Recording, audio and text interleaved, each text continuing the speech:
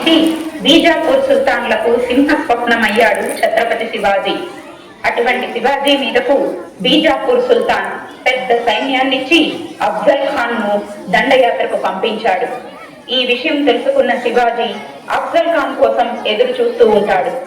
ఆ తర్వాత జరిగేటువంటి సన్నివేశాన్ని ఇప్పుడు మీరు చూడబోతున్నారు.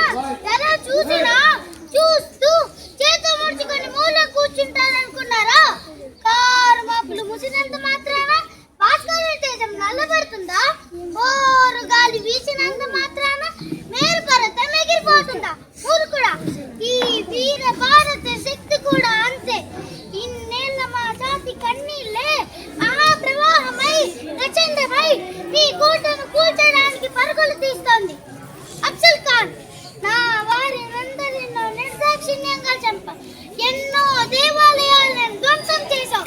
పవిత్రమైన గంగగోవుల్ని కసాయివాడిలా నరికించావు. అమాయక ప్రజల్ని రాక్షసంగా చిత్రహింసలు పెట్టావు. చివరకు నువ్వు చస్తే నీ భార్యలు మేము అవమానిస్తామనే అనుమానంతో వారిని దారుణంగా చంపావు. నీచుడా, స్త్రీలలో తల్లిని చెల్లిని చూసే సంస్కృతి రామాది, శత్రు స్త్రీలను సైతం గౌరవించే నీతి రామాది. నీ అరాచకాలకు ఆఖరి శరీరం పలికే తరుణం వచ్చింది. నీ కిరాతకాలకు భర్తవాక్యం చెప్పే రోజు వచ్చింది. నిన్ను నీ సైన్యాన్ని మన్ను కర్పిస్తాను. నా కరవాలంతో నీ తల తగనరికి కోట ద్వారానికి వేలాడదీస్తాను. నువ్వు ఎన్ని సైనిక దళాలను తోలుకొచ్చినా ఉరకలెత్తుతున్న మా కోపాగ్నిలో మీరంతా మిడతల్లా మాడిపోతారు. అఫ్జల్ ఖాన్ ప్రచండ తాండవ శివుడై ఈ శివాజీ వంటి మీ గుండెని చీలుస్తాడు. మాతృమూర్తి సంతోషపడేలా, భర్తమాత సంతోషించేలా, గోమాత ప్రశాంతించేలా నీ రక్తాన్ని చిందిస్తాను.